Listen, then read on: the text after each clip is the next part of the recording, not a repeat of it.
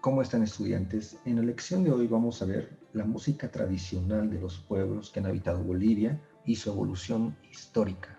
La Constitución Política del Estado reconoce a 36 diferentes naciones o pueblos indígenas originarios y campesinos. Es decir, hay una diversidad cultural en nuestro país. En esta lección vamos a ver cómo fue la música antes del periodo de la colonia.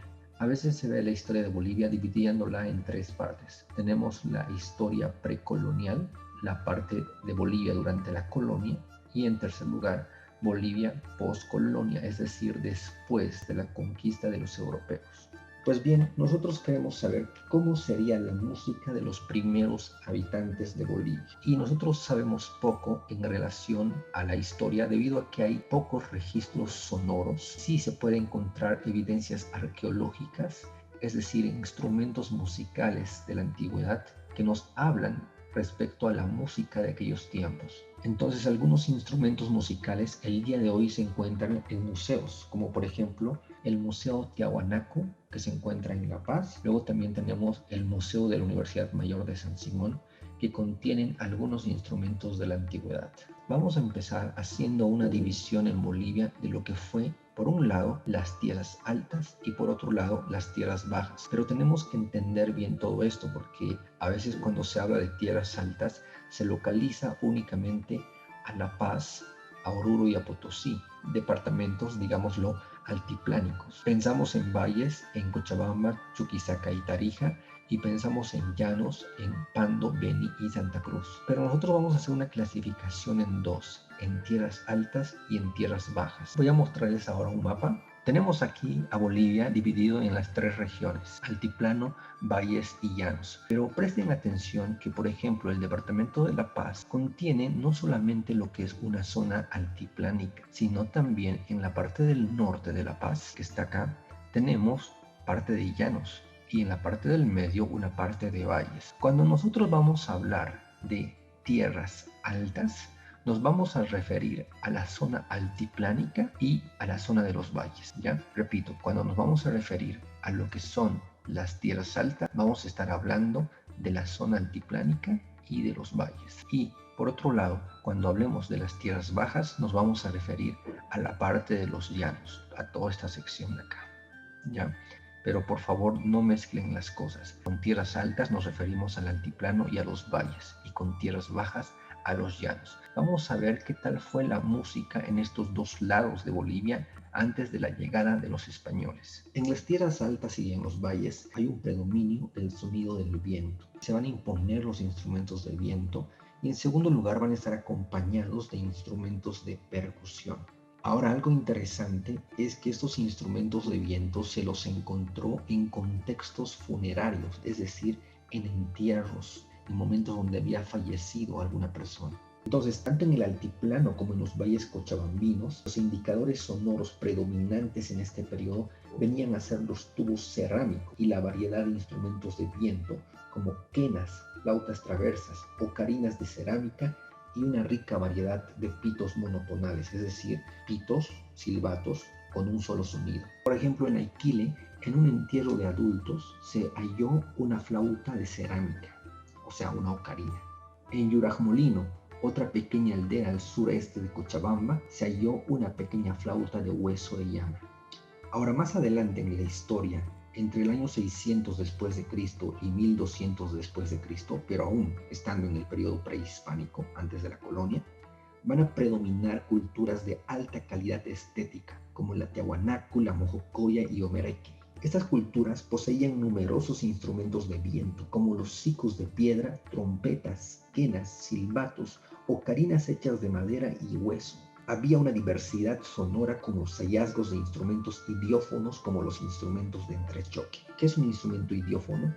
Es un instrumento musical que tiene sonido propio porque usa su cuerpo como materia resonadora, como por ejemplo la campana, los platillos, las claves y las castañuelas. ¿Qué instrumentos idiófonos se encontró en estas culturas? Instrumentos de entrechoque, o sea, de elementos que chocaban entre sí, que eran construidos con vainas que contenían semillas amarradas entre ellos con cordeles trenzados de vegetales. También tenían campanas de madera, vasijas sonajeras. Ahora, entre el 1200 y el 1400 después de Cristo, Tiahuanaco se va a fragmentar y van a aparecer señoríos, confederaciones muy diferentes y chocantes entre sí.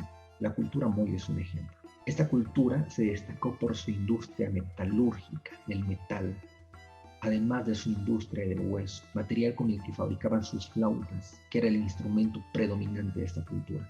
El pinquillo cambraya, el pinquillo huipalita, lusticuira, yarca y aquena moyo eran instrumentos que hoy se interpretan en esta cultura y que muestran la supervivencia y persistencia de la música de esta cultura a través del tiempo. El pinquillo era como una quena, lo tenemos aquí. Este instrumento era originario de la cultura tehuanacota. Se han encontrado pinquillos hechos de huesos de camélidos. Se consideran al camello, al dromedario y a la llama animales camélidos, porque son rumiantes que carecen de cuernos y tienen en la parte inferior del pie una parte callosa que comprende sus dos dedos. Los sicos, por otro lado, eran instrumentos como la zampoña. Narra la leyenda que hace muchos años, antes de la llegada de los españoles a América, los incas solían ascender a las zonas más altas de los Andes con el objetivo de realizar rituales de culto a los dioses. En uno de esos viajes a la montaña se encontraban con maderas de caña, las cuales partían y empezaban a soplar en su extremo superior. El sonido les parecía airoso, es así que establecieron comparaciones de este sonido con el viento. Desde ese momento, cada vez que subían a las zonas altas montañosas, recolectaban las cañas o siku. Así se denominaría en lenguaje aymara, que en castellano significa tubo que da sonido. O sea, un siku es un tubo que da sonido. Así elaboraron lo que actualmente se conoce como la zampoña, llamada por los incas siku o sicuri. ¿Qué tal si vemos un vídeo sobre la cultura Moy? Se observa la vestimenta original que llevan ellos todavía y el instrumento que se interpreta se lo llama taquena Moy.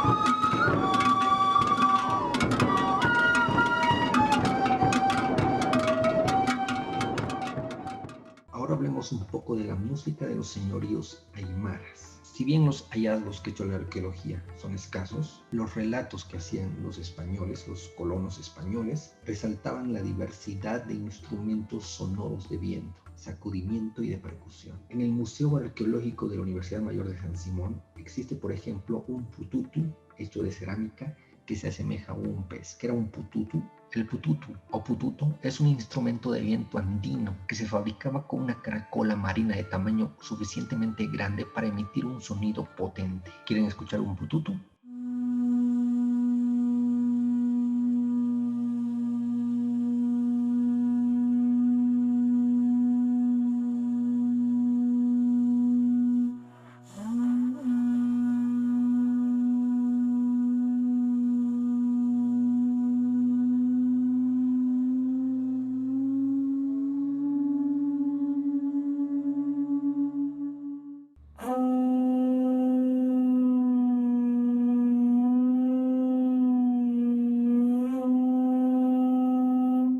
Ahora hablemos de la música incaica. Esta se componía de 5 notas musicales y por usarse 5 notas musicales estábamos refiriéndonos a la escala pentatónica. La escala pentatónica es esa escala, esa sucesión de notas que únicamente cuenta con 5 notas musicales. Los cantos de la música incaica eran al unísono, es decir, todos cantaban la misma línea melódica. La música incaica tenía una característica ritual y estaba muy ligada a la danza. Son escasos los hallazgos de instrumentos sonoros en la música incaica. Sin embargo, se mencionan una campana de metal con influencia hispánica, un queru de madera que muestra una imagen de un músico tocando una flauta vertical, posiblemente una quena. Los instrumentos musicales eran elaborados con materiales de la zona como huesos, piedras, arcilla y vegetales. También predominaban los vientos y las percusiones, porque se dice que los instrumentos de cuerda recién fueron incorporados con la llegada de los españoles. Ahora hablemos de las tierras bajas. Aquí se distinguen 3 regiones distintas: el Chaco, el Oriente y la Amazonía. Estos pueblos eran nómadas, es decir, se movían de un lugar a otro. Aquí se destacan culturas antiguas, como por ejemplo la cultura chané, mojos y baures del Beni, los machineri de Pando, En esta zona de las Tierras Bajas es donde el proceso de recepción y adaptación a la cultura española en la época colonial va a ser más contundente que en otros pueblos. Es decir, va a haber una mayor recepción de todo lo que van a venir a ser los europeos. Hay instrumentos musicales que resaltaban en las Tierras Bajas. Tenían unos nombres, pero ahora en la actualidad se los conoce con otros nombres. Teníamos el secu-secu, el lloresoma, la calabaza con piedras, tambores mágicos, paichachis o chinimis. Hay diversas crónicas que relatan acerca de estos instrumentos musicales.